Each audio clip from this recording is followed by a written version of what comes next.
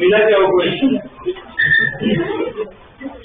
वो क्वेश्चन देखो क्या था। वो क्वेश्चन में दो चार्ज रखे थे। कहाँ पे पढ़ो क्वेश्चन, डायग्राम देखते हैं।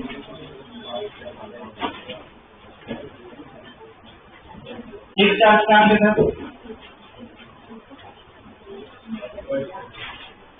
(1,0) और (1,0) लिखा है क्वेश्चन। दो चार्ज रखे थे +q, यहाँ पे एक चार्ज रखा था +q। एक कहाँ पे रखा था? (a,0) पे, मतलब ये डिस्टेंस a है। दूसरा कहाँ पे रखा था? (-a,0) मतलब ये डिस्टेंस a होगा। दोनों के बीच का पूरा डिस्टेंस है। एक मिनट, क्वेश्चन बता। नहीं, ये वाला नहीं, ये वाला नहीं, नहीं ये नहीं, और कोई क्वेश्चन नहीं लिखा था। ओके, एक काम करो, मैं क्वेश्चन दे देता हूँ, ठीक है? ये है ना, इसमें एक बोर्ड वाला पार्ट भी है, कंपेटिव वाला पार्ट भी है। लिख लो क्वेश्चन, लिख लो। देखो, two identical charges,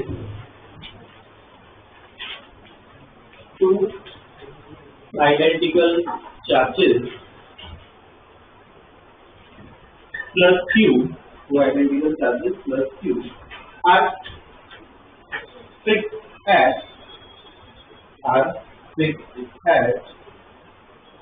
(a,0) and (-a,0). Two identical charges plus q are fixed at (a,0) and (-a,0). ठीक है, full stop. A third charge (-q),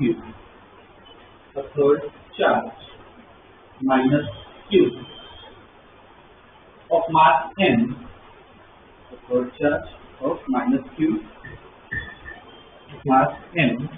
is kept at origin.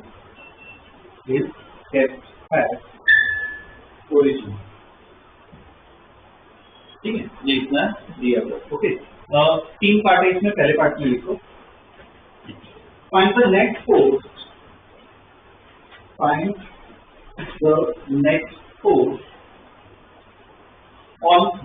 -q. Find the net force on -q. ठीक, दूसरे part में लिखो,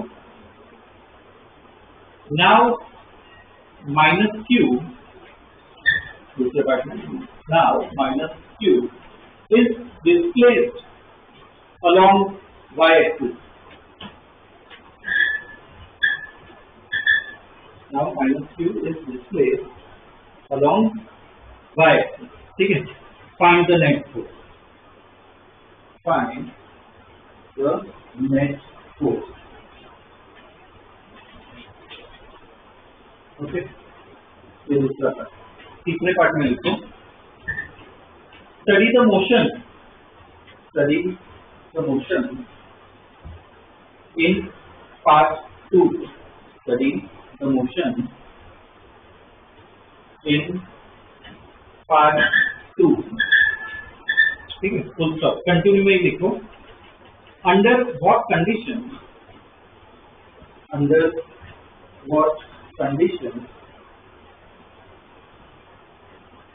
the particle will undergo accretion.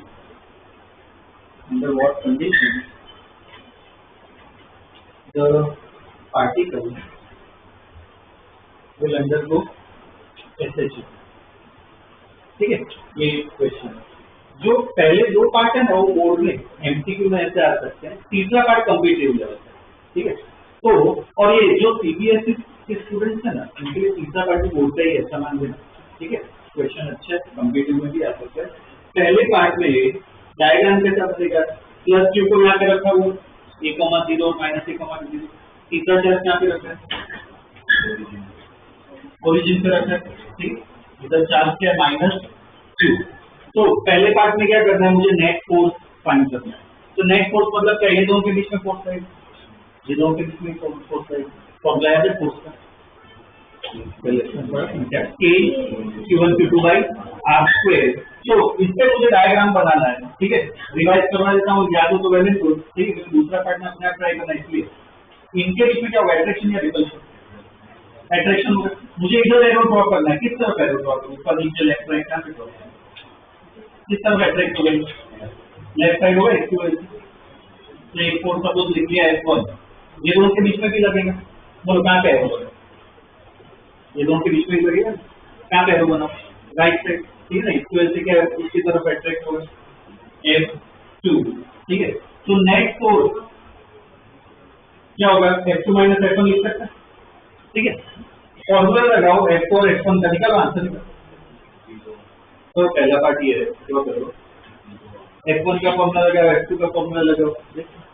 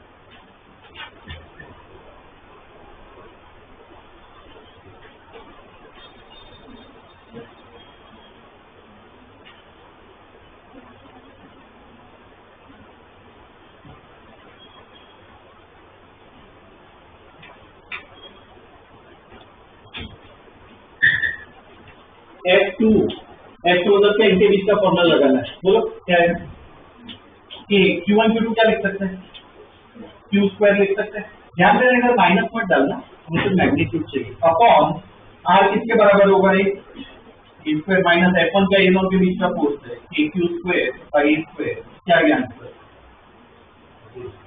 Net force क्या हो गया, ठीक है, नेट फोर्स हो गया है ना, 10 ठीक, पहला पार्ट सिंपल, ये अपना पार्ट हो गया, ठीक, दूसरा पार्ट, दूसरे पार्ट में अच्छा है, दूसरे पार्ट में क्या दिया हुआ है, ये जो माइनस क्यू है, माइनस क्यू को क्या है, डिस्प्लेस किया है, कि कहाँ पे डिस्प्लेस किया है, वाई एक्सिस में, तो डायग्राम कैसा बनेगा, प्लस क्यू तो फिक्स है, माइनस क्यू को क्या यहाँ कहीं पे बना, तो यहाँ पे मैं चार्ज रख रहा हूँ माइनस क्यू, और ये डिस्प्लेस किया है, ये जो डिस्टेंस है इसको वाई ले, तो इधर क्या इसको डिस्प्लेस किया, अब देखो इतना एक अपने आप करना है, जैसे यहाँ पे फोर्स ड्रॉ किया ना, यहाँ पे जैसे फोर्स ड्रॉ किया, इधर मुझे फोर्स ड्रॉ करके बता, यहाँ पे एरो ड्रॉ करके बता, और F1 F2 लिखोगे या दोनों में F लिख सकते हैं, खुद डिसाइड करो,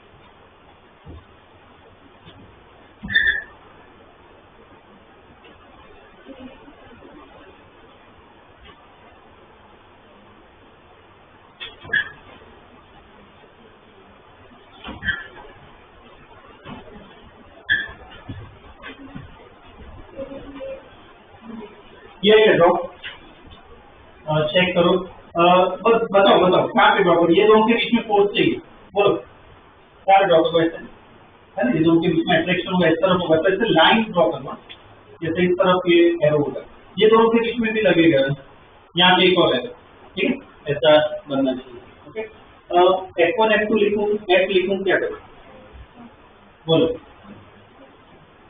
F लिखूं क्या, क्यों F लिख सकता हूँ, चार्ज सेम है ना, डिस्टेंस सेम है, F लिखो, ओके, अब इसमें क्या करें, बोलो नेट फोर्स क्या 2F कर दूं, क्या करना चाहिए, ऐसा होगा क्या, कंपोनेंट, क्या करना है, कंपोनेंट्स बनाने, ठीक है, कंपोनेंट्स बनाने हो, जैसे लाइन बना देते हैं, देखो कंपोनेंट बनाने के लिए कोई एंगल चाहिए, कोई भी एंगल ले लो, तो ये एंगल थीटा है, इसको भी थीटा लिख सकते हो, सिमेट्री है, ठीक है, इसका कंपोनेंट एक नीचे होगा और एक कंपोनेंट यहाँ पे होगा, ये वाला बोलो कितना होगा, F cos थीटा या sin theta, sin theta,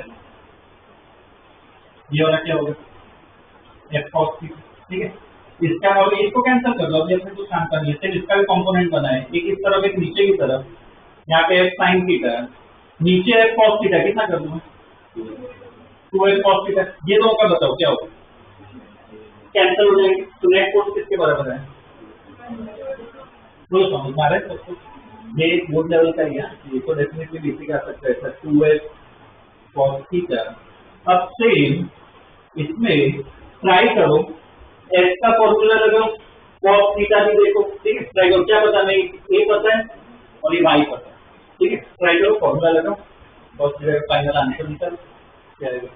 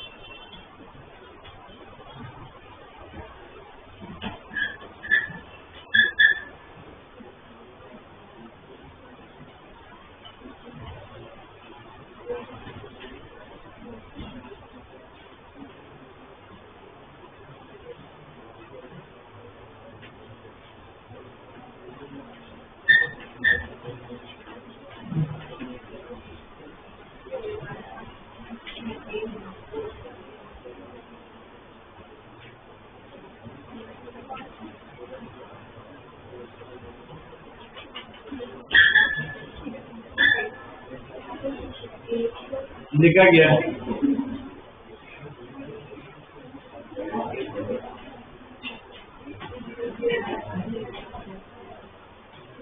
check करो, ये जो एच है, एच का मतलब क्या है, ये दोनों के बीच का फोर्स, या फिर ये दोनों भी ले सकते हैं, ठीक है, इनके बीच का फोर्स देखे तो देखो फॉर्मूला लगाते हैं k q1 q2 मतलब q स्क्वायर, नीचे क्या आता है r स्क्वायर, इधर मुझे r बताओ क्या होगा, ये होगा है ना, इनके बीच का डिस्टेंस, तो r किसके बराबर है, पाइथागोरस लगा सकते हैं, under root a square plus y square, तो नीचे r स्क्वायर है, तो क्या लिख सकते हैं a square plus y square, ठीक है। cos थीटा भी चाहिए, तो इसे ट्रायंगल पे फोकस करो, r है y है a है, cos थीटा बताओ, ये ट्रायंगल है, बेस अपॉन हाइपोटेन्यूस होगा, क्या होगा बोलो, y बाय r, तो y बाय r कितना है अपना under root a square plus y square, ठीक है। तो नेक्स्ट फोर्स कितना आ गया, इनको मल्टीप्लाई करो, क्या आ गया 2kq स्क्वायर y अपॉन, देखो इधर a square plus y square power 1 है, इसकी पावर कितनी अंडर रूट में, मतलब पावर 1/2, तो टोटल कितना हो गया, कितनी हो गई पावर 3/2, ठीक है ना, ये क्या गया अपना नेट फोर्स का।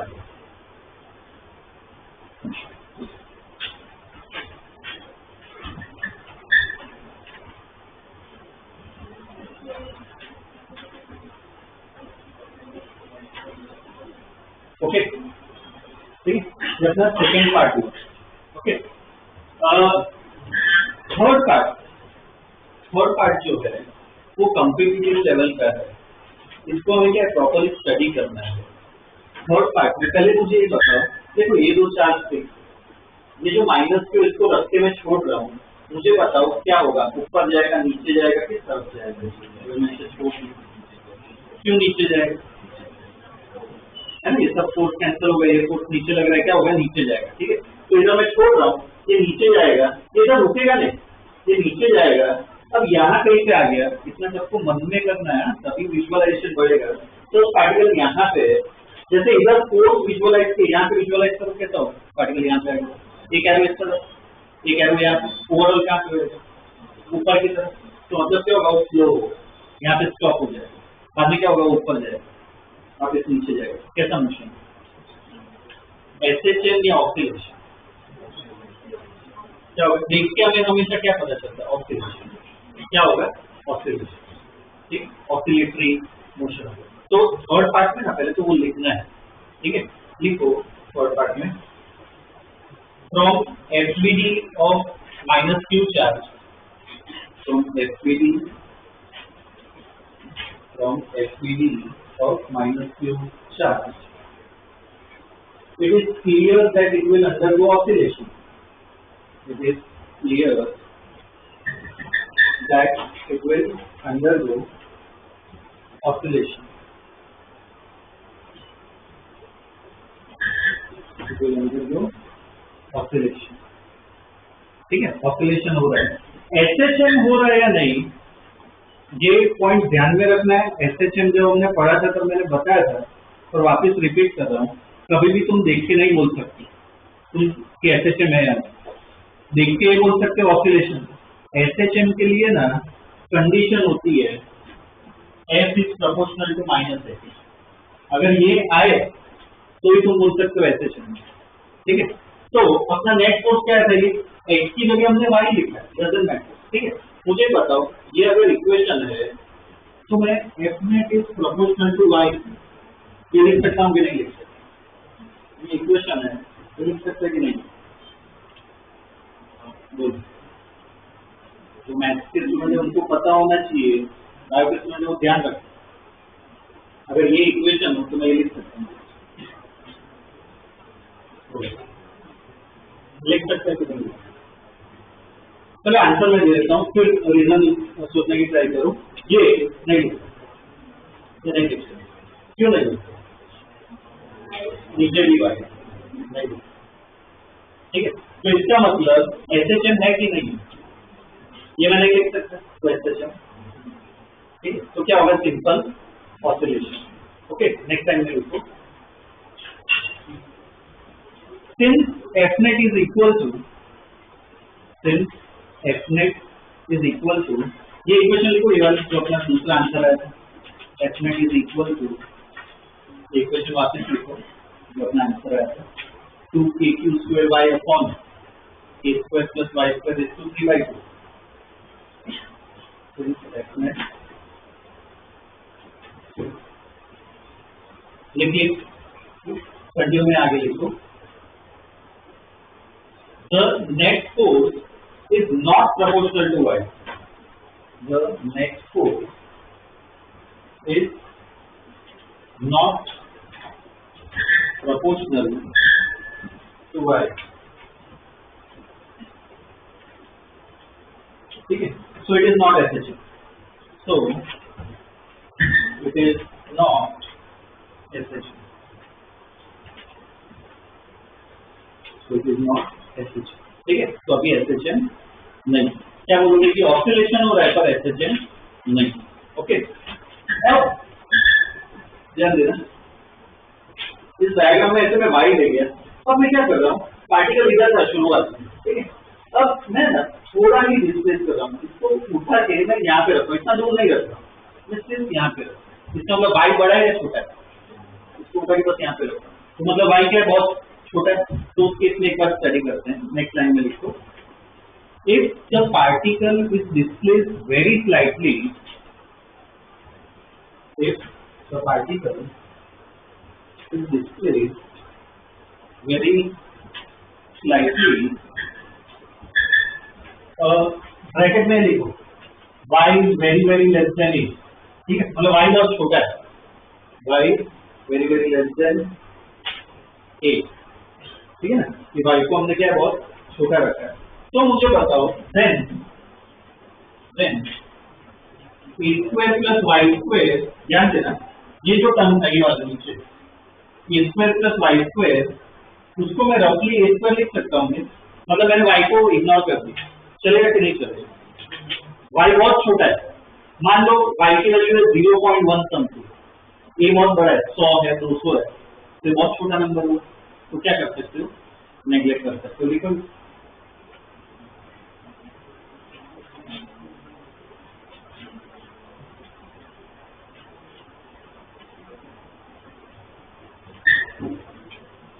लिखिए, ठीक है।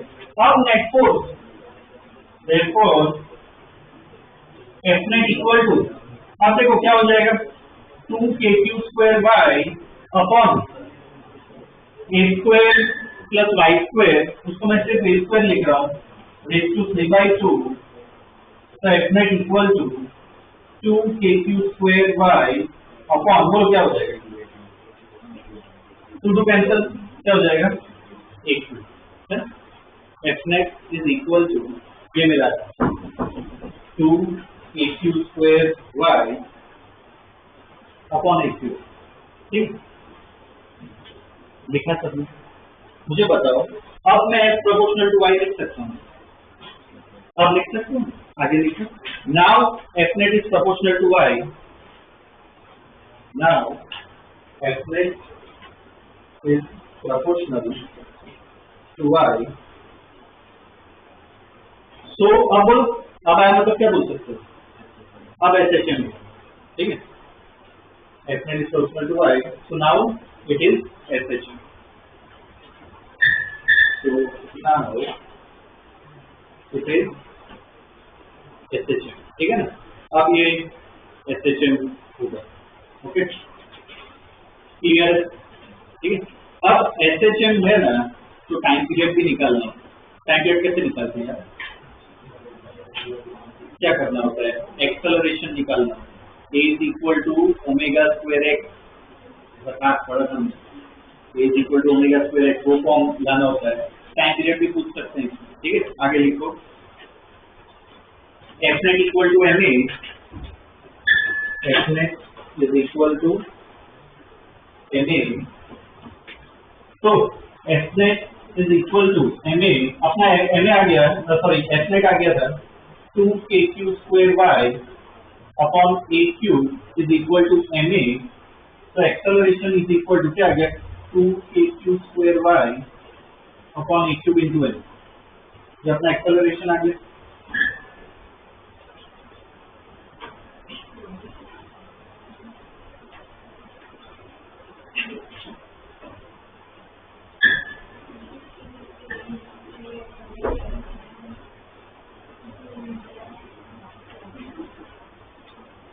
लिखिए, अच्छा ये बताओ, ये AQ को इधर ले जाके a को लिख सकते हैं, इधर a क्या था, जिससे इधर एक्चुअली ना कंफ्यूजन नहीं होना चाहिए, तो इसको कंपेयर करो, a equal to minus omega square y, compare करो, तो ओमेगा स्क्वायर को क्या लिख सकते हैं, कंपेयर करो तो 2kq square by AQ into m, तो इधर से ओमेगा आ गया, टाइम पीरियड का फॉर्मूला याद है, 2 बाई ओमेगा, फिर यहाँ से टाइम पीरियड आ जाएगा 2 बाई ओमेगा, मतलब इसका अंदर ले लो उल्टा, AQM अपॉन 2AQ स्क्वायर, ये टाइम पीरियड है।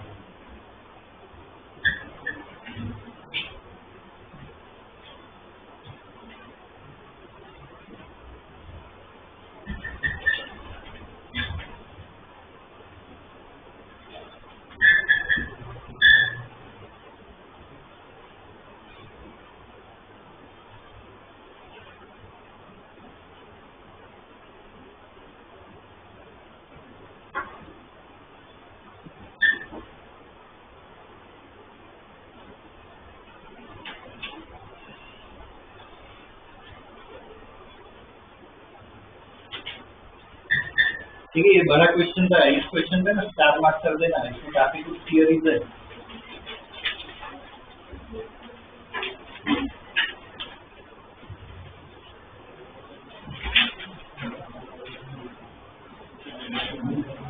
ओके, देखो ये क्वेश्चन देख लिया, अब एनसीईआरटी का है ना एक और पार्ट है, वो बता देता हूँ, बाद में 1-2 प्रॉब्लम्स इसके करने हैं, बोर्ड में और कॉम्पिटिटिव दोनों में इसके क्वेश्चन आ चुके हैं, ठीक है, तो ये टॉपिक अपना पढ़ना बाकी है। देखो, कूलम्स लॉ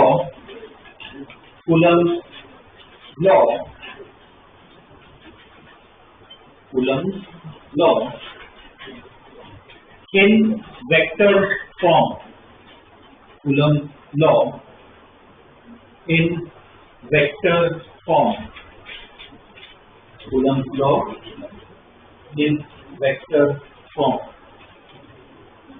हमने कूलम्ब लॉ ऑलरेडी पढ़ लिया है शुरुआत में। देखो क्या था कूलम्ब लॉ, शुरुआत में पहले ही लेक्चर में पढ़ा था।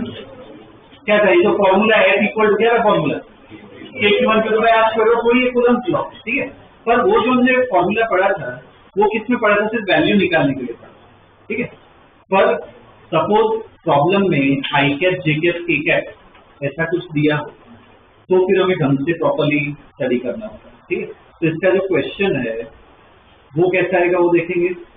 थियरी भी मैं लिखवाऊंगा, थियरी बोर्ड के लिए काम की 2-3 मार्क के क्वेश्चन आ चुके हैं बोर्ड में।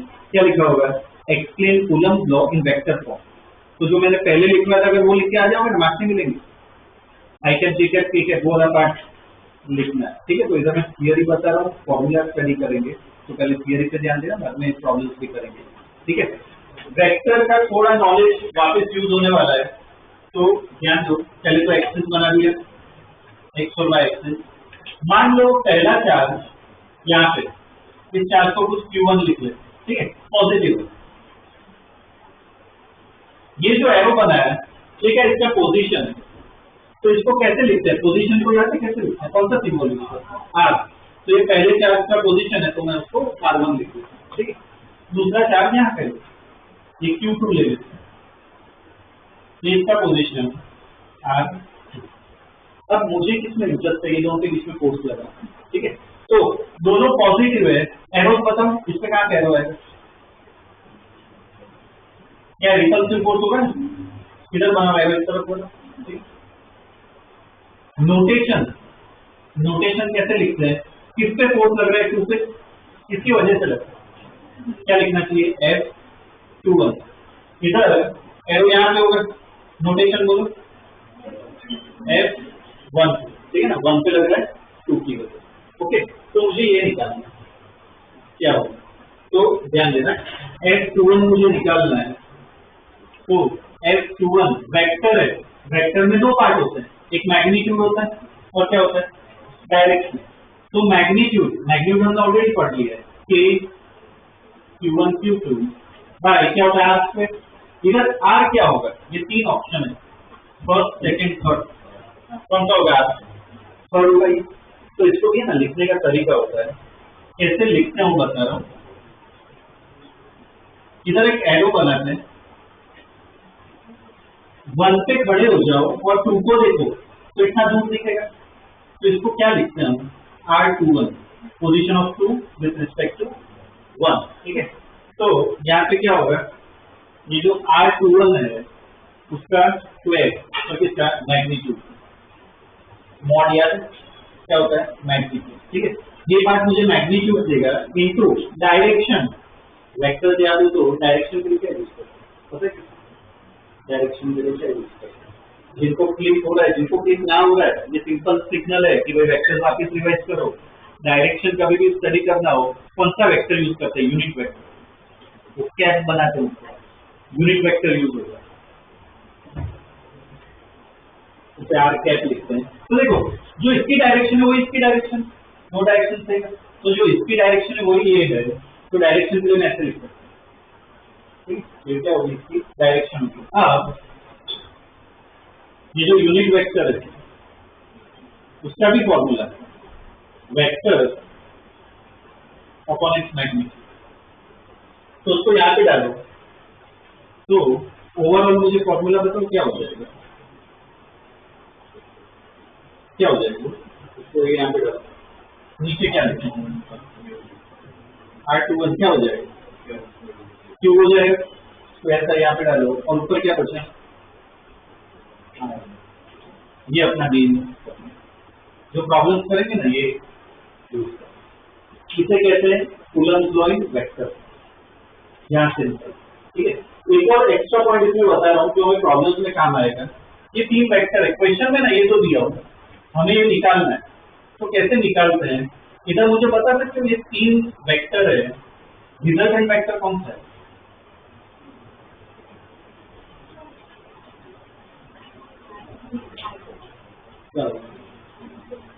R2 पॉलीगॉन लो यार, यार बोल क्या क्या क्या क्या करना होता है? टेल और हेड, कोई दो वेक्टर मुझे बताओ इधर टेल हेड कॉमन है, किसका कॉमन? इधर देखो टेल और हेड सेम है, R1 और ये।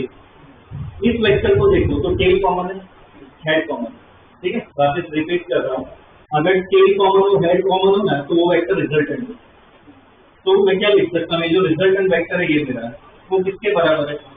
ये 9 के बराबर है। मुझे क्या लिख सकता हूँ? तो मुझे इसमें इंटरेस्ट है R2, क्या हो गया ये?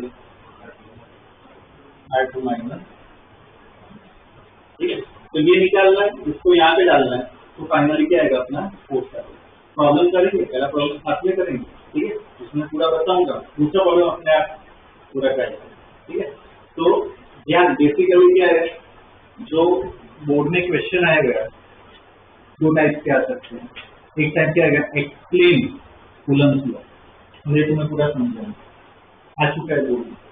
और दूसरा क्या है, उसके प्रॉब्लम का, ठीक है। प्रॉब्लम्स में करवा रहा हूँ, दूसरा प्रॉब्लम अपने आप करेंगे, ठीक है। तो पहले इसकी थोड़ी थियरी लिखनी पड़ेगी, ठीक है। पहले डायग्राम के बारे में लिखना पड़ेगा, बोलो स्टेटमेंट कंसीडर, उसके बाद बोलो two charges Q1 and Q2 having position R1 and R2, पहले तो वो आएगा statement, consider two charges Q1 and Q2 having position vector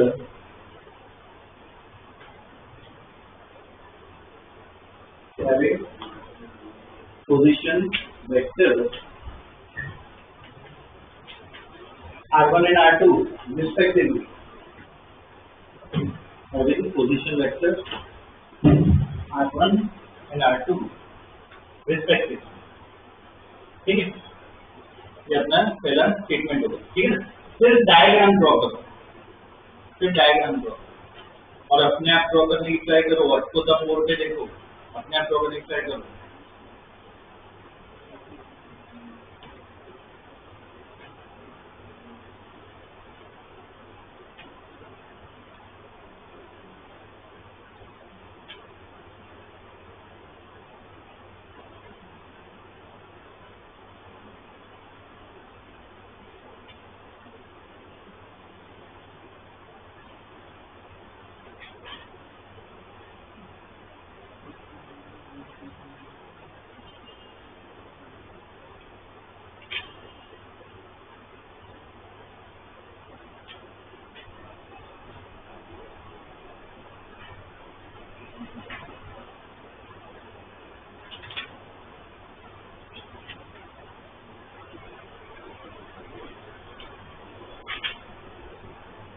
कर लिया ड्रॉ, ठीक है।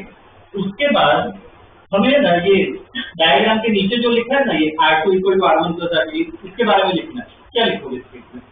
कहाँ से आए, कौन सा लॉ लगा है? पॉलीगॉन लॉ लगा है, ठीक है। आगे देखो, applying law of polygon,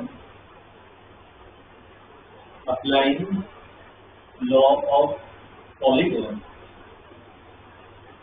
the resultant, applying law of polygon, comma, the resultant R2 equal to, the resultant R2 equal to R1 plus R21, R2 equal to R1 plus R21, सबके ऊपर arrow बनाना है vector में, ठीक है। Question से लिख लो, R21 equal to R2 minus R1, R21 equal to R2 minus R1, और इसको अंडरलाइन भी करो, ये अपने प्रॉब्लम में काम आएगा। R21 equal to R2 minus R1, और इसको याद रखना भी इजी है। 21 लिखो तो क्या होगा 2 माइनस 1, तो मैं ऐसा लिखूं REQ तो क्या होगा RP माइनस RQ, कुछ भी आ सकता है, ठीक है। ये लिख लिया, अब हम इसके बारे में लिखना है, तो ये करेंगे तो इस कोर्स के बारे में क्या लिखोगे, कौन सा ये course, the course on charge Q2 Q1 लिखो आगे नेक्स्ट लाइन में, the force the force on charge Q2, the force on charge Q2 due to charge Q1 is given by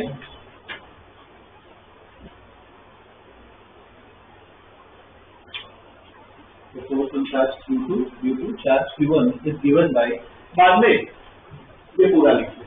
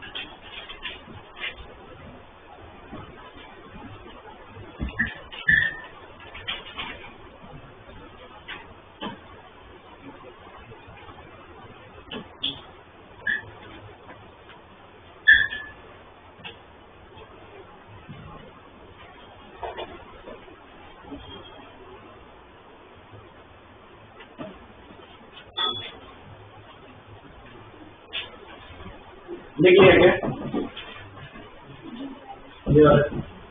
ये अपना मेन इक्वेशन। ओके, अब इसमें देखो इधर से हमने F21 निकाला। अब सपोज ये पूछा हो F12, पूरा ग्राफिक सॉल्व करोगे क्या हो? ये सपोज मैंने निकाल दिया, ये भी पूछा, क्या करें? डायरेक्ट माइनस डाल सकते हैं, ये दोनों ऑपोजिट है, प्रॉपर वर्ड यूज करो, फिर माइनस क्या ऑपोजिट है, वैल्यू भी सेम होती है, इक्वल ऑपोजिट क्या न्यूटन थर्ड लॉ क्या बनता है? एक्शन रिएक्शन, ठीक है ना? तो वो बस एक लास्ट स्टेटमेंट ऐड करना पड़ेगा, ठीक है? लिखो from Newton third law of motion, from Newton third law of motion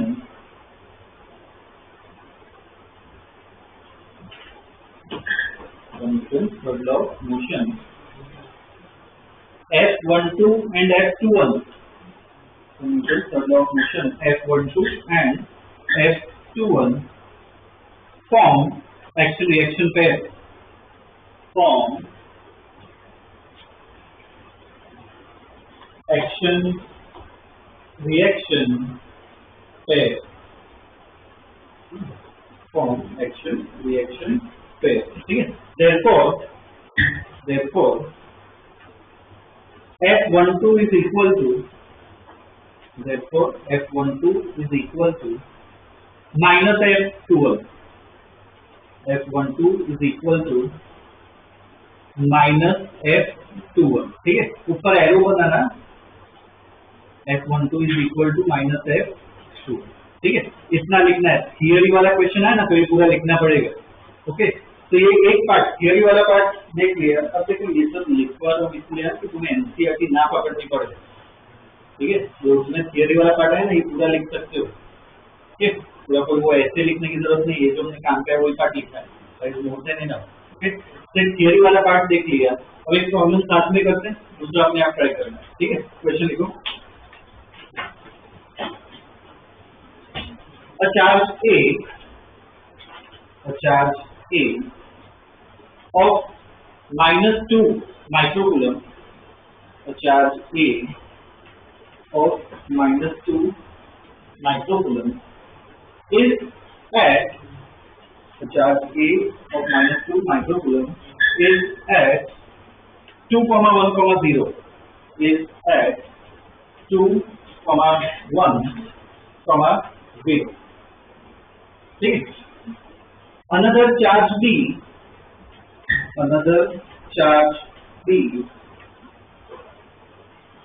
of +6 microcoulomb, another charge B of +6 microcoulomb is at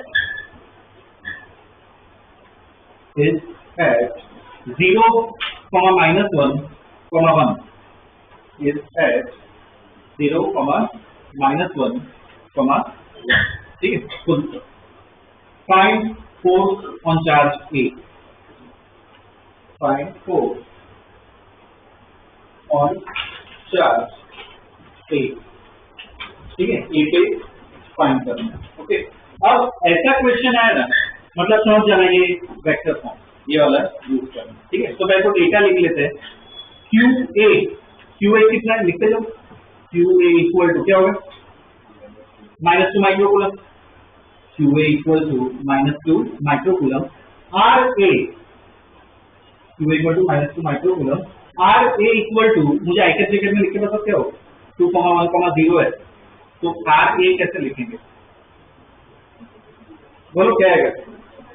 2i cap plus j cap, k cap आएगा क्या, नहीं 0 है ना, तो RA क्या आएगा 2i cap plus j cap. वैसे ही QB और RB लिखो, QB और RB.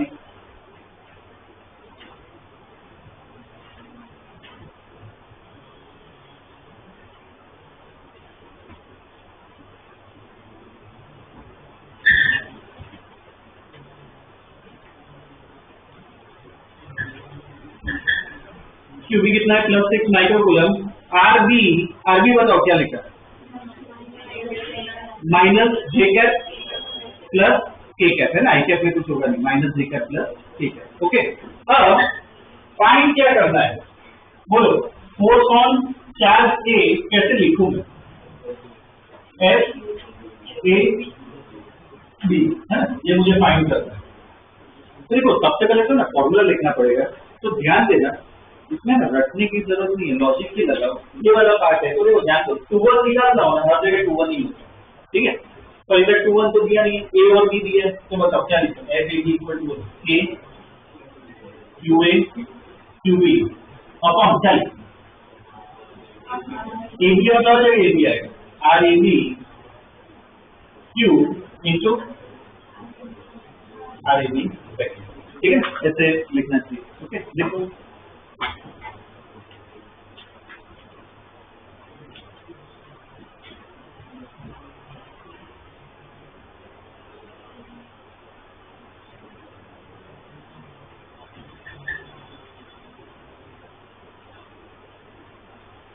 देखिए. ओके, इसमें k की वैल्यू पता है क्या, याद है k की वैल्यू 9 × 10⁹. QA भी पता है, QB भी पता है, मुझे ये निकालना है RAB, तो इसलिए ये वाला लिखता हूँ. बताओ RAB इक्वल क्या लिख सकता हूँ, जैसे ये लिखा है बताओ. RAB तो क्या होगा, RA माइनस RB. RA और RB हमने लिख लिया है, डाल वो आई कैप j कैप वाला डाल दो, निकाल दो.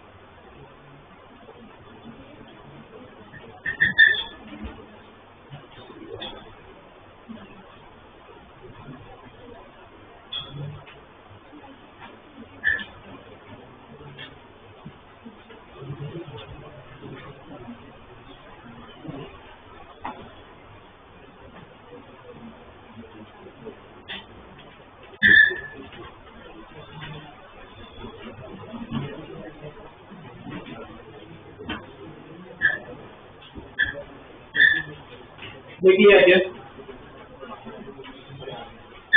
कितना होगा, बोलो RAB कितना है, बोलो 2i cap plus 2j cap minus k cap, क्या है क्या सबका RAB. अब फॉर्मूला के हिसाब से मुझे मॉड भी निकालना है. ये मॉड कैसे निकालना है, मॉड मतलब 90 है, ज्यादा अंडर रूट सबका क्या स्क्वायर करना है, तो अंडर रूट क्या हो जाएगा 2 square plus 2 square one square कितना हो गई 3 है ना 9 हो गया 3। अब ये सब आ गया अपना। अब मेन फॉर्मूला में सब डाल जो क्या आंसर आ एफ ए बी का जो हमने फॉर्मूला लिखा है सब डाल दो उसमें अपना आंसर आ गया।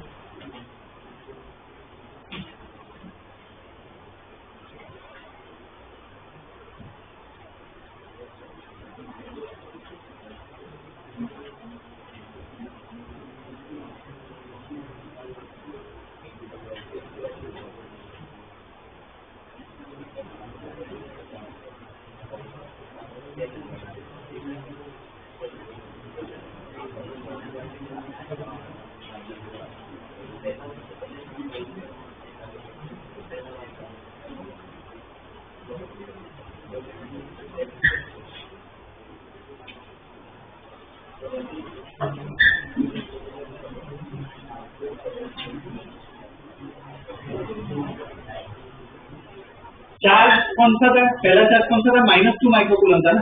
अब ध्यान रखना इधर माइनस डालना कोई वेक्टर है आई कैप जे कैप है तो इधर माइनस डालना है। पहले हमने नहीं डाला था क्योंकि मैग्नीट्यूड निकाल रहे यहाँ पे माइनस डालना ठीक है तो माइनस आएगा 2 × 10⁻6। दूसरा चार्ज कितना था 6 माइक्रोकूलम तो 6 × 10⁻6 अपॉन आर ए का क्यूब मतलब 3 का क्यूब इंटू क्या इधर आर वेक्टर का तो 2i cap plus 2j cap minus k cap. Final answer बोलो किया क्या कैलकुलेट फाइनल आंसर क्या आएगा -1 आएगा बोलो -8 × 10⁻6 एक मिनट 8 आ रहा है नहीं 8 कैसा आएगा ये 27 है 3 to 4 आएगा ना 4 × 9 2 कैसे आएगा इधर कॉमन 4 into बोलो 10⁻³ और ये पार्ट वैसा है जैसा है वैसा ही रखो 2i cap plus 2j cap minus k cap Newton. ये अपना आंसर आ गया।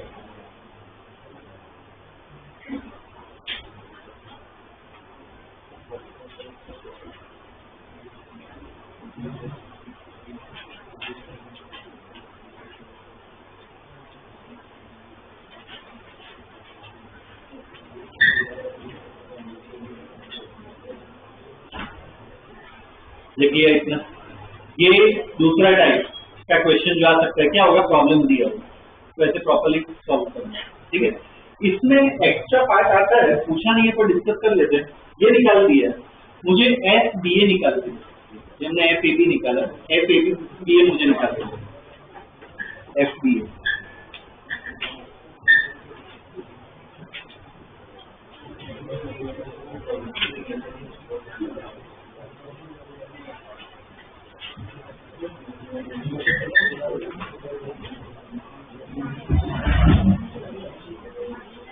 क्या होगा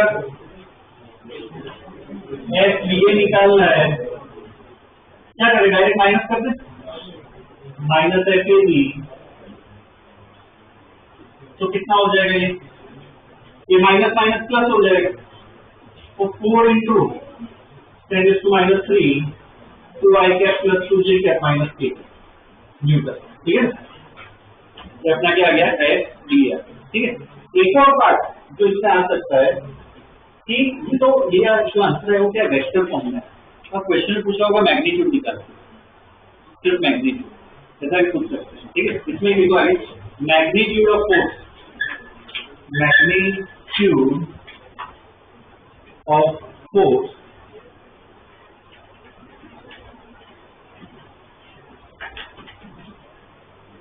अगर मैग्नीट्यूड निकालना हो तो देखो मैग्नीट्यूड मतलब क्या मॉड निकालना है तो एफ ए बी लिखो या एफ बी ए लिखो एक ही बात है।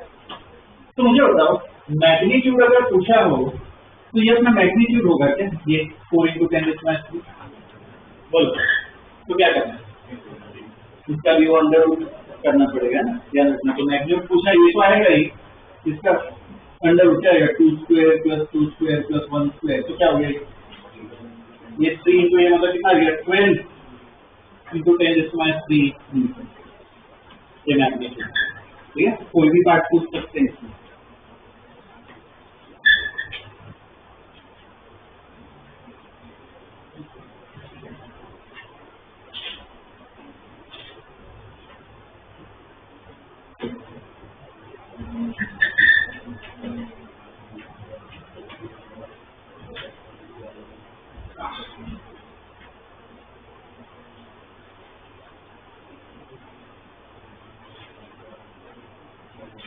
बोलो हो गया? ठीक है, ये क्वेश्चन आ सकता है। दूसरा क्वेश्चन मैं दे रहा हूँ ऐसा, वो पूरा अपने आप सॉल्व कर, ठीक है। नेक्स्ट देखो क्वेश्चन, देखो minus 54 microcoulomb charge, minus 54 microcoulomb charge is at minus 54 microcoulomb charge is at 0, 1, minus 2 is at 0, 1, minus 2. ठीक है, 0, 1, minus 2. Another charge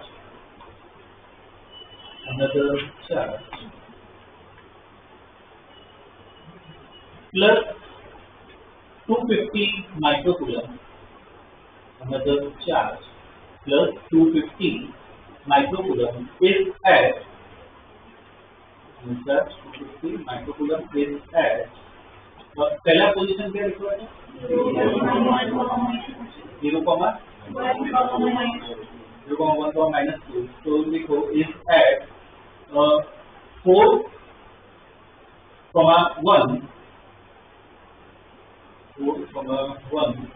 minus 1, 4, 1, minus 1, ठीक है। Find force on minus 54 microcoulomb charge. Find force on minus 54 microcoulomb charge, ठीक है। ये देखो अपने आप ट्राई करो, पहला पार्ट सबका है ना कॉमन निकले, इसलिए देखो इधर ए भी नहीं दिया हुआ है, 1 2 भी नहीं दिया हुआ है, सिर्फ वैल्यूज दे दी। तो क्या करो, इसमें अपने ऊपर है, जैसे नोटेशन डालना डाल सकते हो। अभी सबका सेम रखते हैं, मान लो पहला चार्ज Q1 ले लेते, ठीक है, तो Q1 R1 लिख लो और Q2 R2 लिखो, Q1 R1 लिखो और Q2 R2 लिखो।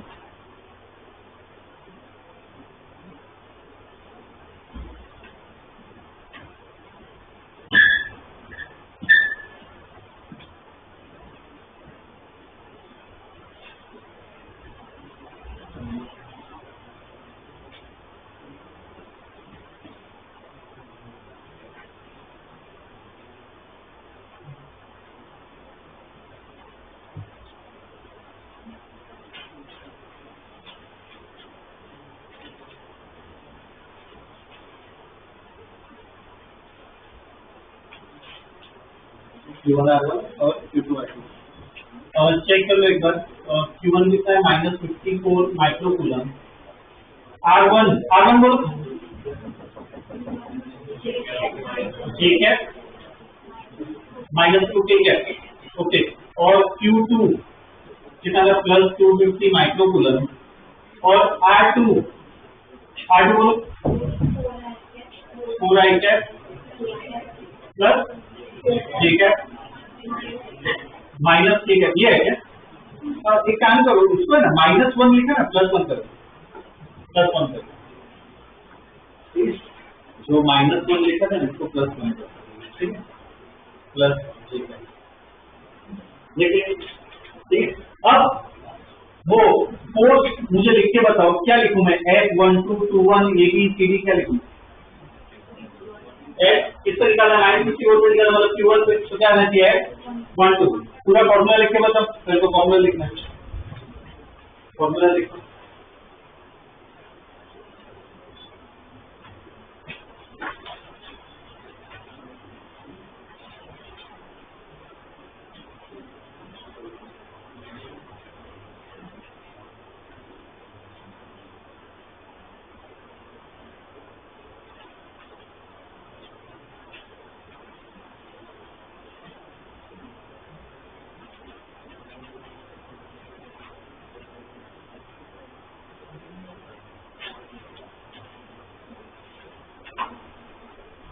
चेक कर लो क्या होगा, F12 है तो K Q1 Q2 अपॉन नीचे क्या आएगा R12 मॉड उसका क्यूब और यहाँ पे क्या आएगा R12 है।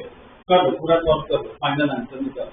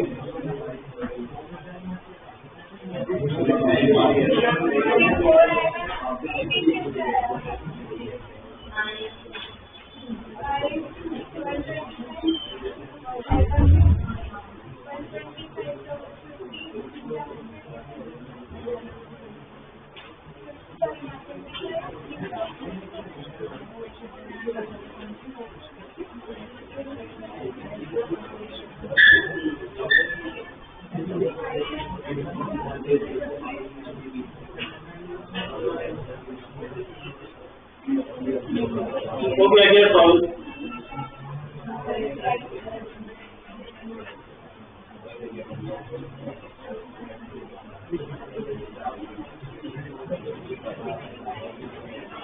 क्या होगा इसमें, देखो R12 निकालना है, मतलब क्या होगा R1 माइनस R2 माइनस करो कितना आ रहा है, बोलो माइनस से क्या होगा माइनस को आएगा -3 ठीक है, और R12 का मॉड भी चाहिए 4 स्क्वायर प्लस 3 स्क्वायर कितना हो जाएगा 5, यहाँ पे डाल देते हैं 12.2 कितना हो जाएगा K क्यूब कितना है -54 माइनस डालना पड़ेगा 10⁻⁻⁶, ये कितना है 250 इंटू 10⁻⁻⁶ अपॉन 5 का क्यूब इंटू ये वेक्टर क्या है वेक्टर -4 है -3 ठीक है, तो इसको सॉल्व करो कितना रहेगा -972 इंटू 10⁻³ -4 आएगा -3 ये कैश में बाद में माइनस को बाहर लेके वो अपने हिसाब से सेट करना कर सकते हो, बाकी ठीक है।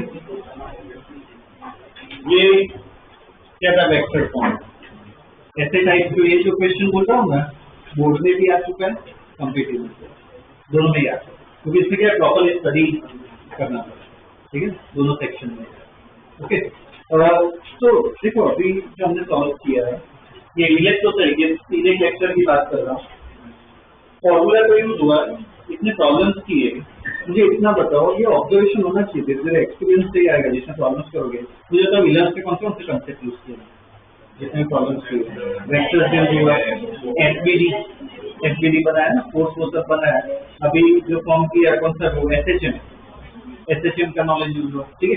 विलर्स में और भी टॉपिक्स है, शुरुआत में क्या है, सपोज चार्ज मूव कर रहा है, टाइम स्पीड ऐसा कुछ पूछा हो तो किसका नॉलेज होगा, डायनामिक्स, काइनेटिक एनर्जी, वर्क, वो सब भी पूछ सकते हैं, ठीक है, ऐसे भी क्वेश्चन आ सकते हैं, तो उस पे भी क्वेश्चन है, एनसीईआरटी का भी है, कॉम्पिटिटिव पार्ट में भी है, ठीक है। तो एक एनसीईआरटी का प्रॉब्लम वो देख लेते हैं, बाद में कॉम्पिटिटिव पार्ट भी आएगा इसमें। नेक्स्ट क्वेश्चन लिखो, एनसीईआरटी लिख लो, एनसीईआरटी का क्वेश्चन है,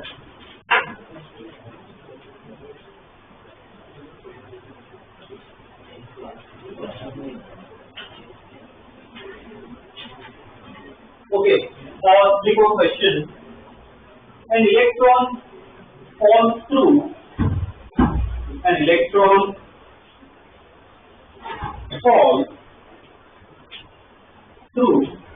a distance of 1.5 centimeters. An electron falls through a distance of 1.5 centimeters in a field of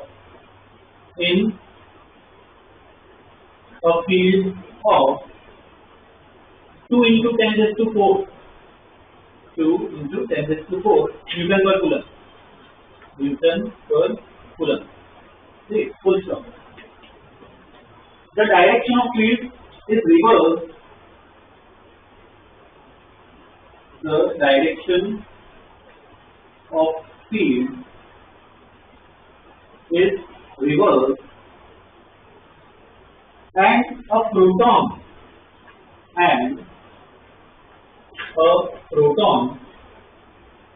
falls through same distance,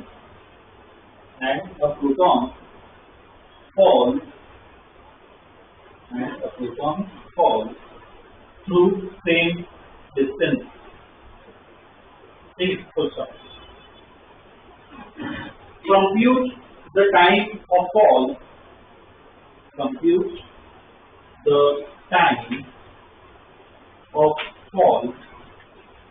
In each case. Compute the time of fall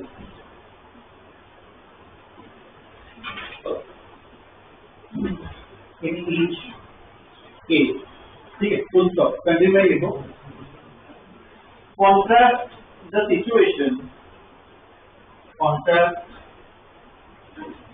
situation with free fall under gravity. Contrast the situation with free fall under gravity. ठीक है, तो देखो इसमें ये साथ में discuss करते हैं क्या दिया हुआ है। पहले कि एक इलेक्ट्रॉन है, इलेक्ट्रॉन क्या है, फॉल कर रहा है, पर साथ में इलेक्ट्रिक फील्ड दे रखी है, ठीक है। तो एक इलेक्ट्रिक फील्ड, देखो इलेक्ट्रॉन फॉल कर रहा है मतलब क्या, नीचे इस पे फोर्स लग रहा है। मुझे बताओ इलेक्ट्रिक फील्ड अगर फोर्स नीचे लग रहा हो, इलेक्ट्रॉन मतलब क्या, नेगेटिव चार्ज है, तो फील्ड कहाँ पे होनी चाहिए, हमने स्टडी किया था। ये इलेक्ट्रिक फील्ड वाला पार्ट निकालो, इलेक्ट्रिक फील्ड वाला पार्ट तो थियरी वाला पार्ट था, इलेक्ट्रिक फील्ड जो स्टडी किया था उसमें एक दो फॉर्मूला स्टडी किए, एक तो E इक्वल क्या था, k²/r, दूसरा फॉर्मूला क्या था, F equal to Q0 × E। तो उसमें क्या डिस्कस किया था हमने, अगर पॉजिटिव चार्ज है ना तो जिस डायरेक्शन में फील्ड होती है उसी डायरेक्शन में फोर्स लगता है, अगर नेगेटिव चार्ज है तो फोर्स क्या करना है, ऑपोजिट डायरेक्शन में। तो अगर इलेक्ट्रॉन है फोर्स नीचे लग रहा है तो फील्ड क्या पे होगी, ऊपर की तरफ। जैसे इलेक्ट्रिक फील्ड हमने यहाँ पे अप्लाई की है वो ऑपोजिट होगी, तो इस पे फोर्स कहाँ पे रहेगा, नीचे, ठीक है। इलेक्ट्रॉन क्या नीचे जाएगा, तो इधर डिस्टेंस दे रखा है, ठीक है। दूसरे केस में क्या है कि इलेक्ट्रिक फील्ड अब रिवर्स कर दी है, रिवर्स करने हो तो इलेक्ट्रिक फील्ड मैंने नीचे कर दी, और यहाँ पे क्या है, प्रोटॉन रखा हुआ है, प्रोटॉन पॉजिटिव चार्ज है, तो फोर्स कहाँ पे लगेगा, इसी की डायरेक्शन में नीचे, ठीक है। तो क्या पूछा है कि उसमें हमें टाइम निकालना है, डिस्टेंस दे रखा है, टाइम निकालना है, ये सब दिया हो तो क्या यूज करना है, काइनेमेटिक यूज करना है। काइनेमेटिक्स में 3 इक्वेशन आती है जो हमने बेसिक पढ़ी थी, v equal to u plus a t, s equal to UT plus half eighty square, और b square equal to u square plus 2a। मुझे टाइम निकालना है, कौन सी इक्वेशन, डिस्टेंस दे रखा है, तो सब दे रखा, क्या होगा, S equal to UT plus half A T, तो एस दे रखा है डिस्टेंस, ठीक है, तो वो यूज करना है। तो देखो इक्वेशन अगर यूज करें यहाँ पे, पहले तो एक्सेलरेशन निकालना पड़ेगा, तो एफ इक्वल क्या होता है, एम ए फोर्स, इस पर कितना फोर्स लगेगा, क्यू इंटू ई, चार्ज और electric field, that is equal to M A, तो एक्सेलरेशन कितना हो जाएगा, Q E by F, okay. और मुझे टाइम निकालना है, तो सेकंड इक्वेशन यूज करें, S equal to UT plus half eighty square, यहाँ पे अज्यूम करते हैं, ठीक है, नहीं दिया है तो अज्यूम करें सिंपलिसिटी के लिए कि शुरुआत में क्या है, रेस्ट पे, मतलब यू इक्वल क्या ले सकते हैं, 0, तो S equal to half eighty square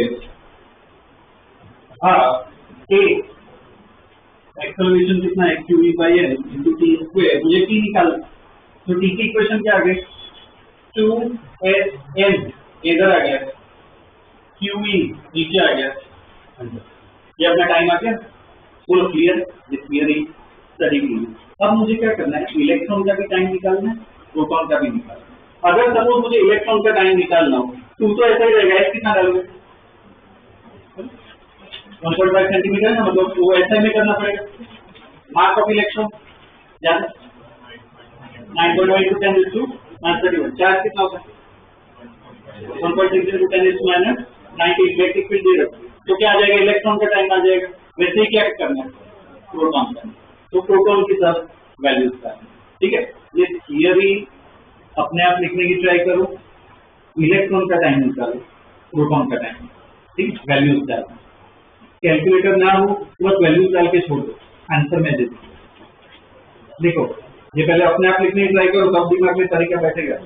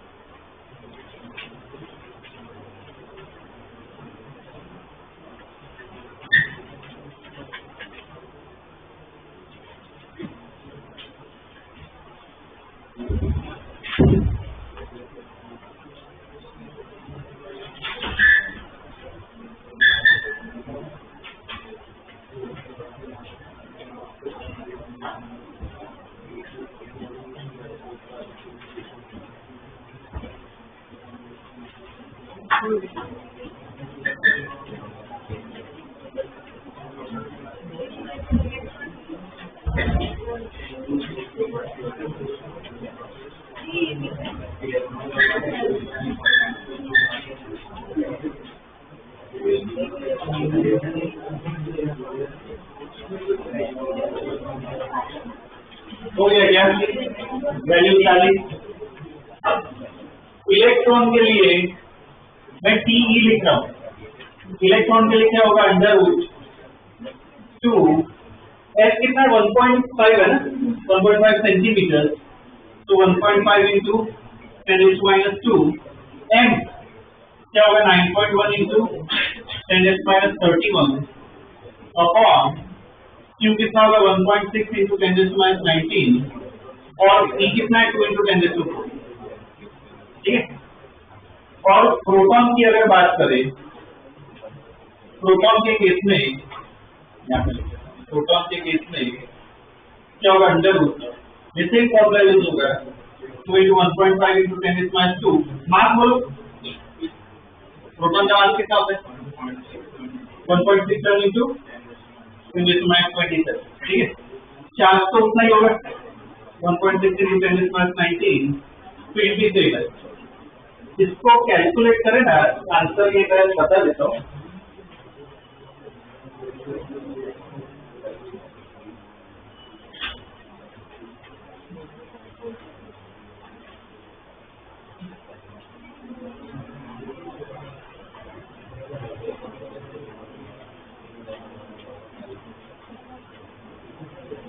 इसमें इलेक्ट्रॉन जो है, इलेक्ट्रॉन का टाइम दिया हुआ है 2.9 इंटू 10⁻9 सेकेंड।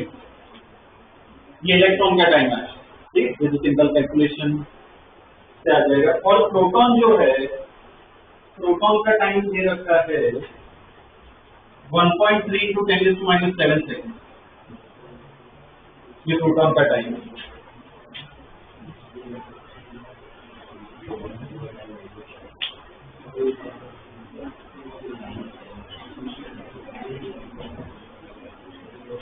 ठीक है। ये क्या निकाला? टाइम निकाला। ठीक है, कितना टाइम लगेगा, है ना, काइनेमेटिक्स यूज हुआ। इसमें एक और पार्ट बचा है, लास्ट स्टेटमेंट क्वेश्चन में क्या दिया है? कॉन्ट्रास्ट, मतलब क्या है? कंपेयर करना है। किसके साथ कंपेयर करना है? Free fall under gravity. मैं कोई पार्टिकल को छोड़ू, ग्रेविटी की वजह से क्या नीचे गिरेगा, तो कितना होता है उसका एक्सेलरेशन? 9.8 मीटर्स पर सेकेंड। अपने केस में जो फॉल हो रहा है वो फील्ड की वजह से हो रहा है, तो ये निकालना है एक्सेलरेशन। तो कंपेयर करना हो ना कभी भी ग्रेविटी के साथ, तो एक्सेलरेशन निकालना, इसकी वैल्यू निकालना। तो दूसरे पार्ट में ना स्टेटमेंट लिखो, टू कंपेयर the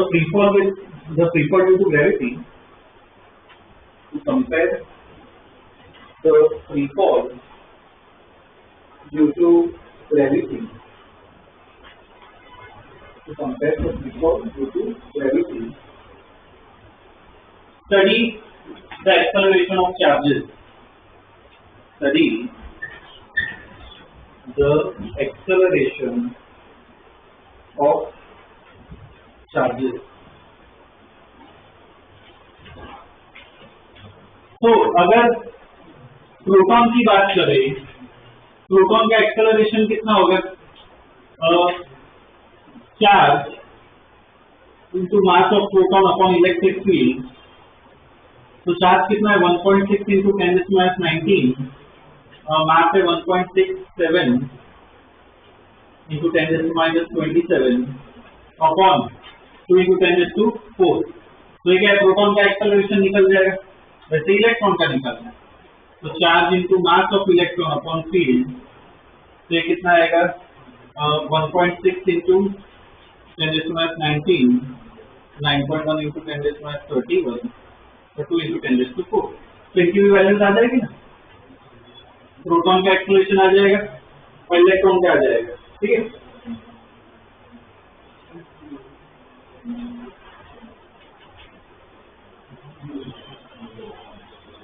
इसका आंसर और क्लियर यहाँ पे नहीं दिया हुआ है, एक बार कैलकुलेट करो। ऊपर आएगा और एम क्या हुआ? ऊपर आएगा और एम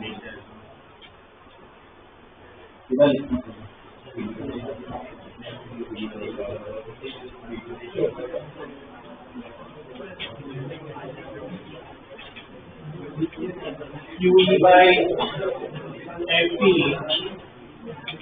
2 into 10 raised to 4, मतलब 1.67 into 10 raised to 27, ये होगा NE 2 into 10 raised to 4, 9.1 into 10 raised to 31. ये वैल्यूज निकालो, ये कैलकुलेट करना पड़ेगा।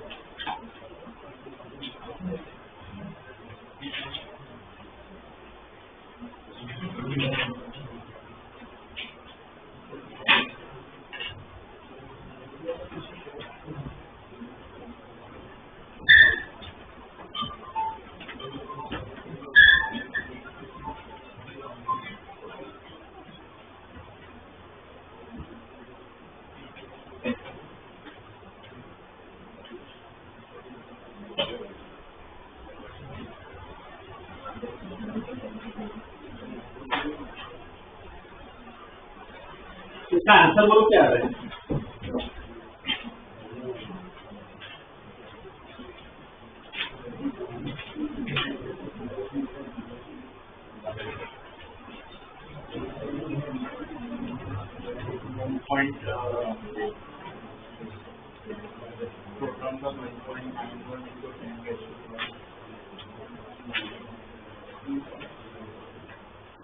ये कितना है? 1.9 into 10 raised to 12 meters per second square। ये प्रोटॉन का एक्सेलरेशन है। इलेक्ट्रॉन का कितना? 3.5 into 10 raised to 15 meters per second square। ठीक है, ये प्रोटॉन का आंसर है और इलेक्ट्रॉन का है। बोला है ये। अब इसमें देखो वैल्यूज जो आई, ये अपना एक्सेलरेशन है किसका? कि इलेक्ट्रॉन इतना फील करेगा, प्रोटॉन इतना फील करेगा। ग्रेविटी की वैल्यू क्या होती है? 9.8 मीटर पर सेकंड स्क्वायर। कंपेयर करो तो ये एक्सेलरेशन क्या है? ज्यादा है, कम है, क्या है? बहुत ज्यादा। मतलब ग्रेविटी गिनना चाहिए, नेग्लेक्ट करते, नेग्लेक्ट करते, ठीक है ना? चार्ज के बीच में ग्रेविटी को नेग्लेक्ट करते, क्योंकि बहुत ज्यादा एक्सेलरेशन है। तो बस वो लास्ट स्टेटमेंट एक ऐड, ठीक है? Here the acceleration is very large. Here the acceleration is very large due to field. Here acceleration is very large due to field. So effect of gravity. So effect of gravity can be neglected. So the effect of gravity can be neglected. ठीक है, उसको neglect कर सकते। Okay, ठीक है। तो ये इतना पार्ट, ये कूलम्स लॉ और फील्ड, ये हमने स्टडी किया। नेक्स्ट वीक में पूरा दूसरा टॉपिक आएगा, ठीक है? प्लग, डाइपोल, वो सब अलग अलग टॉपिक आते हैं, वो